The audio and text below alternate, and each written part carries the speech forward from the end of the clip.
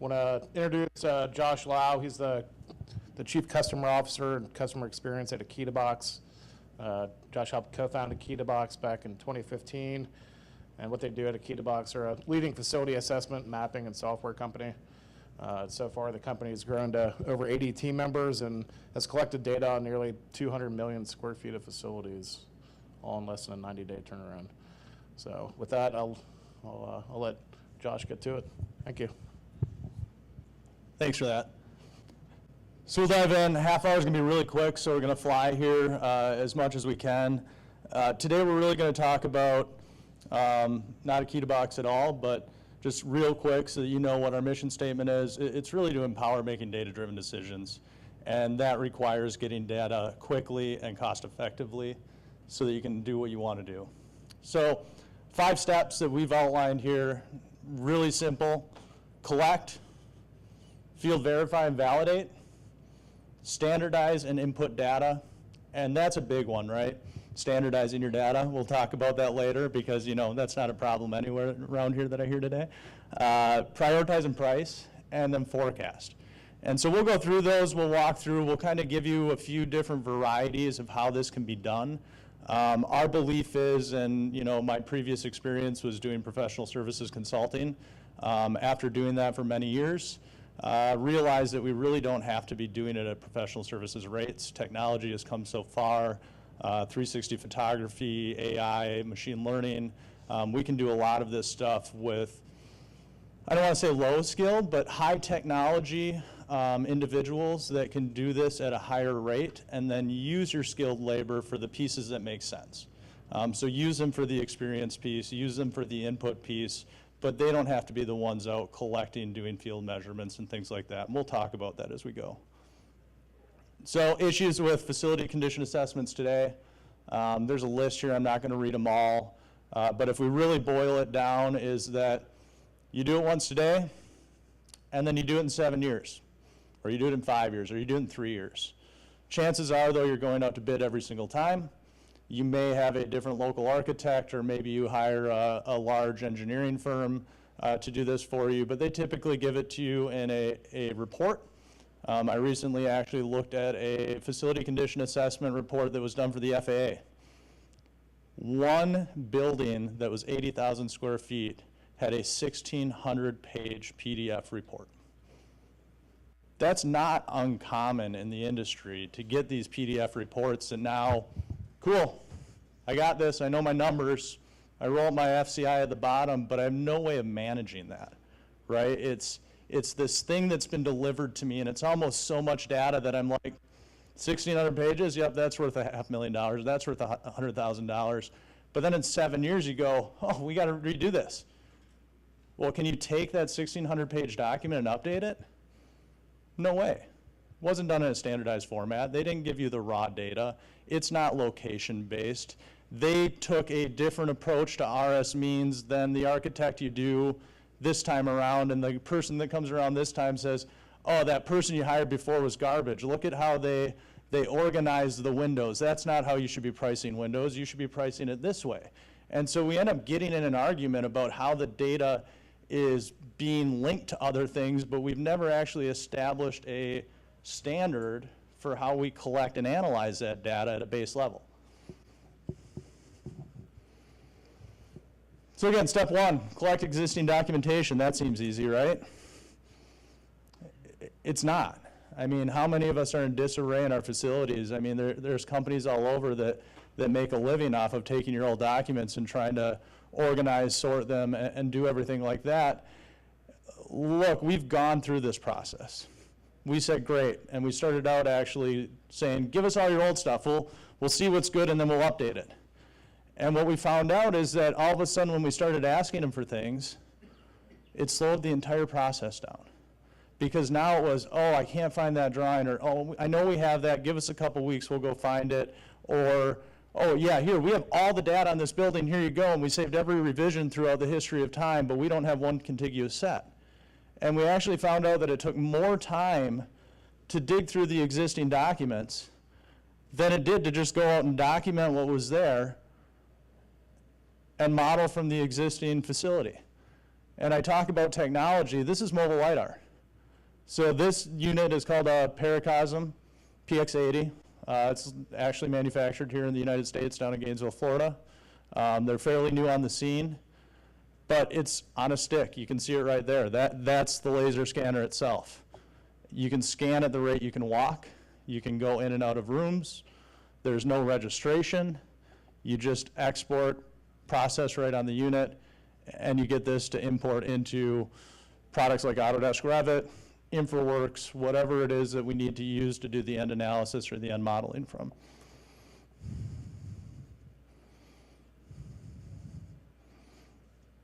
So again, same idea, using the scanner again. We'll see how well the internet's working. Pretty good, actually. And we can start to do exterior facade. We can use the scanner to pull all of our materials and make actual facade models with all of your materials. So now that when you go back and you do this in 7 years, you're not paying somebody to measure again. You're giving them the footprint to update actual condition assessment. 70% of what you pay in a facility condition assessment is just this, right? And so why are you paying to have things recounted every 7 years? We should be updating that. It should be a living model. It should be something that you can allow your consultants and the experience to come in and use their experience to tell us what's wrong. So when we start talking about exterior, we can start talking about drones. We can start talking about flying thermal and doing thermal overlays and using machine intelligence and artificial intelligence to learn what's wrong so that we can refly on a yearly, monthly basis, fly after a big storm, and have it automatically start telling us what just happened and what damage and what changed, right? And so I'm not sending people up on my roofs to do warranty checks or leak checks. We're sending an automated drone up once a month, once a year, depending on the risk and the size of your facilities, to start doing automated inspections. And again, you can start to see, I mean, we've all seen drone stuff, but it's just, you can't get this angle on a building without sending somebody up on a roof. And that involves a ladder, it involves time, and it involves risk. So again, just some more examples of thermal detection, facades, roofs. The left is actually a building of the Veterans Administration in LA. Find some really interesting things in old building, especially when you have steam running through them and things like that. But again, it's just another insight into our data and another layer of data we can put on top of the models to start giving us insight on our facilities.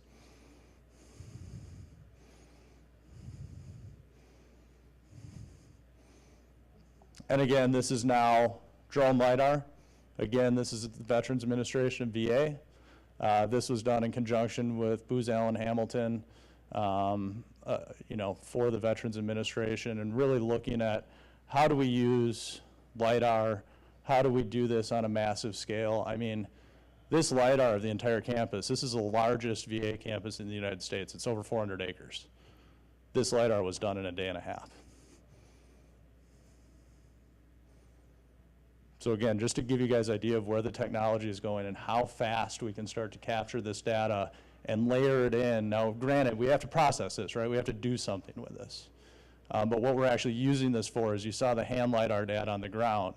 Well, that only captures so far up on the building. So when we want to start talking about roof pitches and everything else, we can start using that aerial LIDAR data, layering it in with our terrestrial mobile LIDAR data, and really creating that digital twin of the future. So again, field verify, right? So again, we do LIDAR, that's great. That gets us some information, but it doesn't get us everything we need. And so using some of that stuff that you have, and then again, using boots on the ground that are very tech-savvy individuals that we put through a training program to be able to recognize all the things that you care about. I mean, Devon's back there, he knows how effective you know, student labor can be and how trainable and easy they are to learn, you know. This is a great application for them to send them in the field with an iPad, a location-based software that they can simply click on the pin and add photos. And then these photos all get linked into the location in the software, right? And so now we can start layering in not just data, because let's face it, the amount of time it would take, and you know, we have some OCR and things like that that work on some nameplates, but you know, as we all know, you get the crude metallic nameplate. We're a long ways away from having machine learning and artificial intelligence that can read those on a consistent basis. And it's not that they can't read them. It's that nobody can take a consistent photo to give us good data, or you have to take 4 photos around the curve in order to get all of that data to come out. This way, we still have that data at our fingertips. If I need to know the amperage, the voltage, you know, what phase power that piece of equipment's getting, we can click on that location, we can pull up the photos, and we can look at that data, even though maybe we haven't spent the money yet to move that data over into a digital format. And then 360 photos. These are really powerful, right? Because now you can click in a room and you can actually click into a 360 photo and you can immerse yourself in that space. So this isn't VR, right? This isn't AR. This is very simple 360 photography, location-based, so that you can go and investigate your facility. We have a healthcare client in Madison, Wisconsin that uses this extensively. One of their head mechanics basically told me that this saved his life. And I asked him why. And he goes, because my wife was going to kill me. And then I said, well, okay, please elaborate. Well, every time something goes wrong off hours back at the hospital, guess who gets the call? I do. Because I'm the only one in the building that knows where the right valves are in certain situations. And so he'd have to go in the middle of the night in order just to basically show them which valves to shut off. Well, now he hops online, he clicks in the room and the boiler that they're looking at, and he says, hey, see that blue thing up in the upper right-hand corner? Yeah, it's 3 valves to the left, right? And he can walk them through that with a very simple immersive photograph. So again, standardize and input the data. This is a big one. So one way of standardizing the data, right, is to use standard modeling techniques, standard templates, standard ways of extracting data. But again, we talk about digital twins, we talk about FCA, and all of a sudden I show you a model like this, and you're like, it's a great box, right? What's so cool about that? Well, we don't have to spend a lot of money to make these look photorealistic. They don't have to render, right? We don't even have to put every single element in here as long as we know what the elements are. And so for instance, in this, we don't actually have the trim that's going around the windows, but the windows have logic in it that say, hey, I have trim, yes or no, right? And then we're pulling those quantities out of the back end of the database in Revit in order to tie to things like RS means, in order to push into other softwares depending on what those softwares are. You know, we can basically take this database in any format and push it anywhere you want. Again, data standardization and input, it's a big deal. Getting down and away from multiple spreadsheets and the way you name convention things, and all of a sudden, you know, we start going through and you have 3 AHU1s in a single building because it's been remodeled and every architect thought they were the first ones in there, and so it was AHU1, right? And so being able to go through that and take a lot of that away and start to attack this and say, okay, you have 3 AHU1s, we can't have that. Or they can be AHU1s, but maybe it's, you know, somehow they're separated by floor or building or something else, and we can change that methodology, but making sure that we're actually calling things pump all the time and not pump with a little p or pumps, or, you know, when you start giving those free-form fields and it's not a drop-down so that we standardize it, it starts to get a little unruly and out of control. And so making sure that we identify your standard data sets and the only things that you want to allow people to choose, so that when we're inputting that data, it's exactly what we want and it's consistent across our facility, because we can't even start talking about what I'm going to show you in a little bit as far as dashboarding and analytics until we can get down to a common data language that we can roll up across the campus. So again, depending on how much data you want to use and how standardized you want to get and how you start to analyze your equipment and information, we can go as far as taking the nameplate data and actually converting that into a digital format for the future. Now, I argue, depending on your facility size, things like serial number, model number, may not be necessary. And it actually may not bring you any additional value throughout the life of the project, especially if we've already attached a photo of this to the asset itself. I mean, how often do you really need the serial number on something? And do you really need to pay the money to have serial number transposed on 100% of your equipment when you only need it on 1% of your equipment once a year? And so we can just start having conversations like that. Now, it's nice to have it all digitally. It's really cool, but we really need to have a conversation about value and data. I think it's too easy to jump into these projects and say, well, as long as you're going out there, I want all this data. Well, great, but it costs you money for every piece of data that's input. So let's make sure we at least have an ROI discussion on every piece of data and make sure that the data we're collecting is absolutely necessary, and we know that we can measure the value of that data, right? If we can't measure the value of that data, why are we collecting it? And so we always have to have those conversations, especially when we start talking about the data collection and verification stage, because that's where we can quickly get out of control and lose control of the process if we're trying to collect 42 different data points on a piece of equipment. You know, Devon, you've spent lots of time doing this. I mean, if anybody wants to talk to somebody about, you know, how to maximize what data they're collecting, you know, they've been doing this for a long time. QR codes, right? So now we're taking it one step further and saying, okay, we've collected all this data. We put all these documents into this data, but what do we do with that? How do we make that easily accessible to somebody? And realistically what it is, it's we've created a website for every piece of equipment that's unique. It's the easiest way of explaining it. And that QR code links to this piece of equipment's webpage. Now I can say, hey, this piece of equipment also exists in Maximo. There might be other data in Esri. Well, now that we have this kind of cool, you know, IoT or mess of things, but we're still trying to connect it. But by being web-based and by being up in the cloud, we have the potential to tie in the future to all these different products, right? And by creating that, I'll call it data portal, that's unique, but it's also ubiquitous across all the software platforms, then now we can push out to other things that come online. You know, one of the biggest things that I hear in universities and hospitals when I go in is they're so departmentalized, and everybody likes to buy their own software. And that's great. The problem is somebody's software needs square footage. Somebody else's software needs square footage. And they each have an intern. So guess what? They each went and captured their own square footage. Well, at the end of the day, each one of them has an agenda. And so how do you think that square footage gets accounted for? A lot of times it tends to align with the agenda of the person collecting it. And so if they're trying to tell one story, they may try and tell one story through the data, and somebody else may be trying to tell another story, and then there's a facilities department who's saying, no, this is the square footage, right? And so the idea is putting this in a central hub. I mean, we used for years the term source of truth with Revit and everything else. And this is really saying Revit is our source of truth for certain things.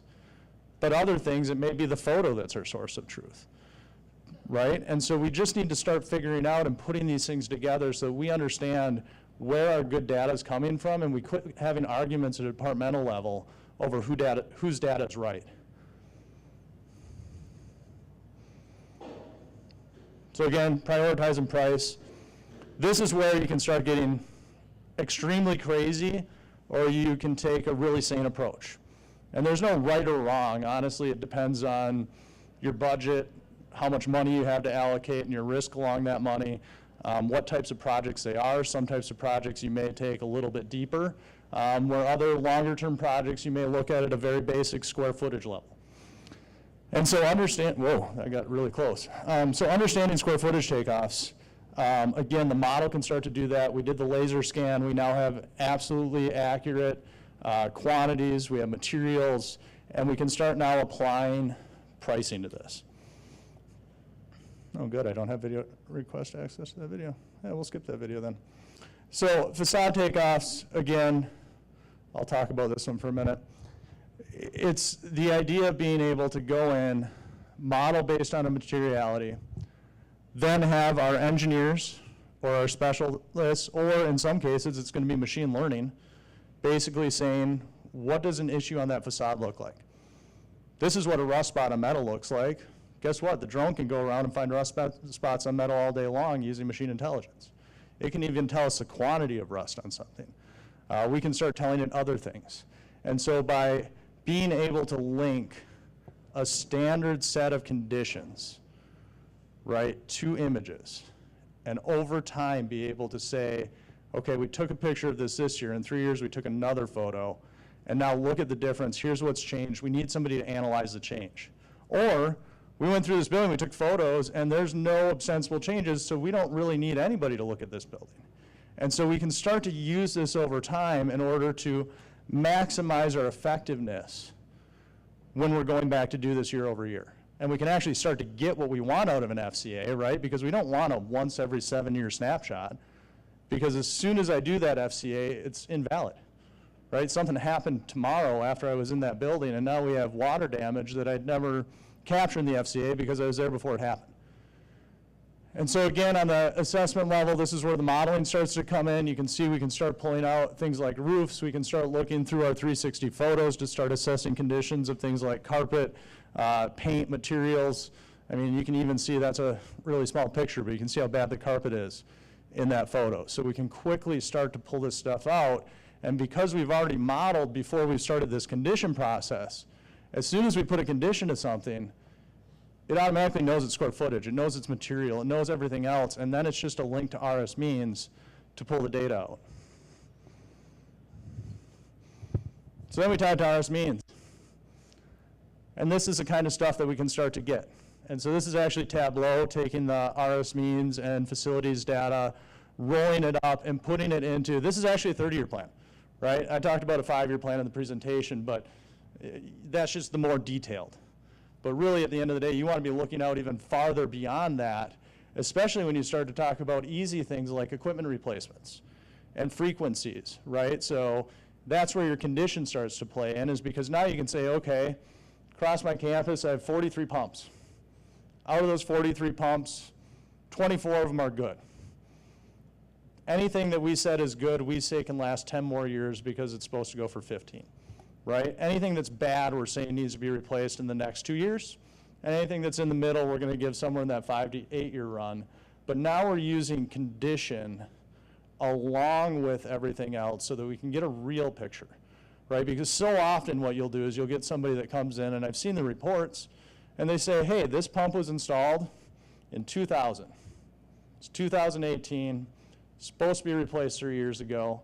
But you walk out and you look at the pump and you're like, it's running great. It's been maintained. Like, there's no vibration. It looks good. They repainted it. This thing can get another 6 years easy out of it. But they never took that into account. So now you get all your costs back, and you're looking at your deferred maintenance budget, and you're going, wow, boy, we spent a lot of money on maintenance. We do a really good job here. How do I have this much deferred maintenance? And it's because they're going by the letter of the law of install date and when it's due up for replacement. And they're not taking into the account the actual real world condition of that in order to either extend the life or maybe even reduce the life of a piece of equipment because of the actual condition in the field. Again, just different ways of looking at this data. I kind of like this format. So what this is really doing is saying each one of these boxes is representing, at least in this one, a trade of work. Okay? The color is basically indicating how bad that work needs to be done, and the size of the box is directly in comparison to the overall cost, right? So if you look at the big green box, that's stuff that's okay, that's a superstructure, $600,000 about, so you see about how big that value is, versus if we look over here at plumbing, there's some bad plumbing issues, but it's only $60,000 worth of work, right? And then we can start looking at that across all of our different areas here. So you can start looking at, this is actually broken down by labor, material, and equipment costs across that entire frame. And because this is in there, we can start breaking this down by subcomponent if we want to. We can even look at it, and I never understood these, but people like these. So I'll show another way of looking at it. But again, you can start looking at it in terms of size and frequency. And you know, again, how critical are those things to be done? that's it. Got a couple minutes here for Q&A, and thank you for your time. Any questions? Quiet group. Everybody must have been out late last night. All right, thank you.